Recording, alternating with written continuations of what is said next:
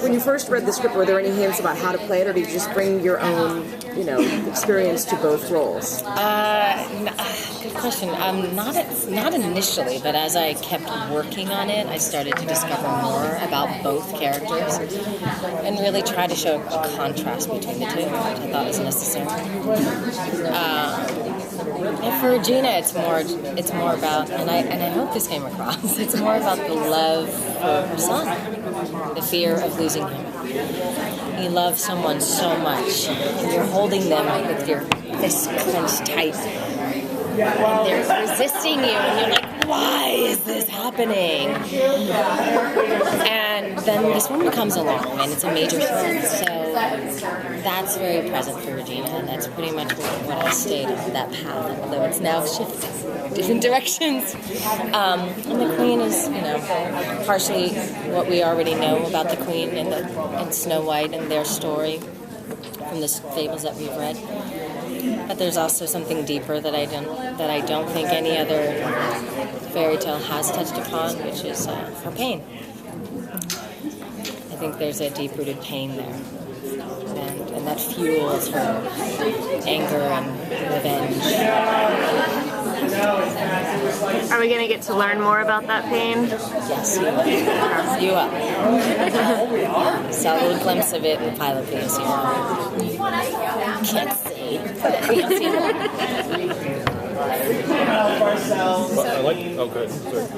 So if you knew how the series was going to eventually end, would you want her to end up being good and redeemed, or would you want her to stay conflicted? I kind of like the evil side. The European version, not really. Yeah. Evil all the way. Let's stay evil. enjoy that? That's wicked. Yeah, let's stay with wicked. Well, Robert, I loved the transformation from Rumpelstiltskin to Mr. Gold. I mean, now he's in jail first. Now he's got the power. Is he pulling some of the strings behind the scenes here? Can you say? I don't think he's given too much away to say he's certainly behind it. And the two of them are kind of peas in a pod, these two, really. So, he's certainly got some kind of control, there's no doubt about that. I don't know how that's going to go. We're going to focus a little bit on Gold for a while when we go back to his backstory and see where he's came from, where his pain lies. Because this is it. He's trying to tap into the pain in these characters and show that. With Rumpelstiltskin, for instance, you all know the basic story, don't you? The spinning goal. To me, because I've done it now, because I've researched so much, I'm thinking, well, wait a minute, who's wrong in this story now? You got the king who sells his daughter off, the miller who sells his daughter off to the king. Stiltskin comes along, spins the gold for 3 nights in a row. Then he says, I need the name. She says, fine. A year later, when she's getting the baby, he comes back and asks for the name. She says, no. So he doesn't freak out then. He gives her a chance. He says, okay, you guess my name, then I'll let you go. Then she does it, and she teases him about the name, and she teases him and teases him, and eventually says his name. So you think, well, who's actually wrong here? And I think that's what's interesting for me, the potential in this show, is we can flip this and see the other side of these characters. Well, maybe it's not what you thought it was. Well, it's interesting, because that's what Eddie and Adam said when they were talking about the concept of this story. They said, well, what if the evil queen, how does the evil queen become happy? Like, is she ever going to be happy? And can she ever leave the enchanted forest? Like, where do these characters go? And you get a lot from Rumpelstiltskin from reading the story, but with Snow White and Seven Dwarfs, it's mainly about Snow White. I mean, it is in her true love. But we don't get into who the queen is. And they were saying, we want to know who this woman is. And I think everyone wants to know who this woman is. And that's what we're diving into now. And she's sad. She's quite sad.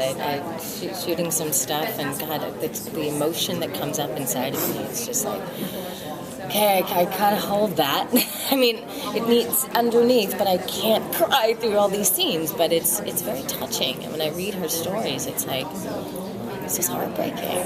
And so it's nice that people are going to have compassion for this woman who's evil, and they're going to relate to her. which I think is important. And you'll start to really like her. You'll love to hate her, or you'll hate to love her. One last question. What'd you say? What he wants to say something? So I was just thinking about it. There seems to be as well, you know, with the Evil Queen and with Emma Swan and the Snow White. There's almost 3 stages of women there, isn't there? You've got this one, you've got this kind of pure one, and you've got this hard aspect. Well, maybe a real woman is a combination of all of these 3 things. Yeah.